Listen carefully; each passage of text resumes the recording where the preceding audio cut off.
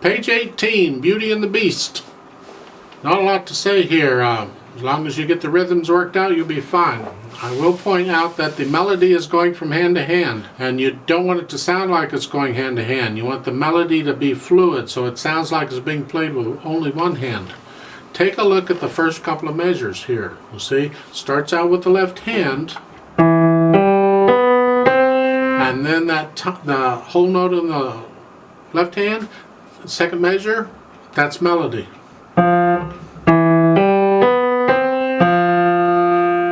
In the right hand, that's not melody. And melody again. Not melody. That's melody again.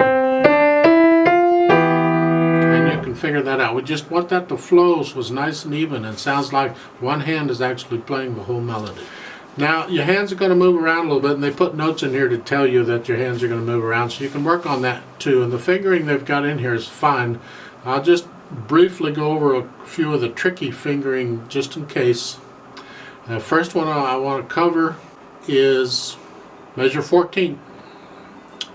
That is page 18, third line, last measure. Your hand, left hand, has been here. It's in the E position. In this measure, you got to go down and put your index finger on the F. It's in C position. And as long as you know, you have a one beat rest right in front of it, so you got time to move your hand down. It's not a problem. Just be sure to get it there, because that F in the left hand is melody. So starting measure 11. I want to start at the beginning of that phrase. You know where the phrases are by reading the words. The sentences in the words tell you the phrases in the music, right? The words small, to say the least. All right, we're going to start there.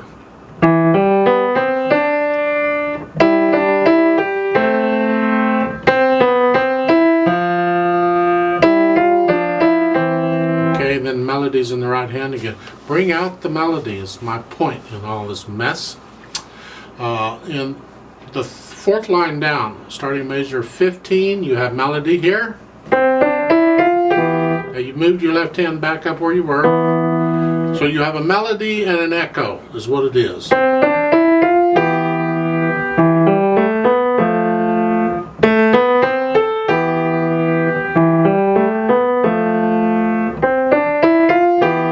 So it's a melody and an echo.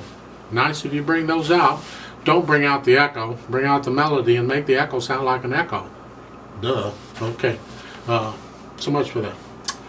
Over on page 19, third line down, last measure in the left hand.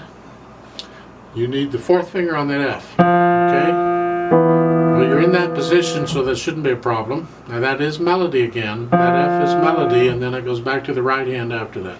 And the last line on page 19. There's a note there. Well, it says slower. I'm going to ignore slower. You can do slower yourself.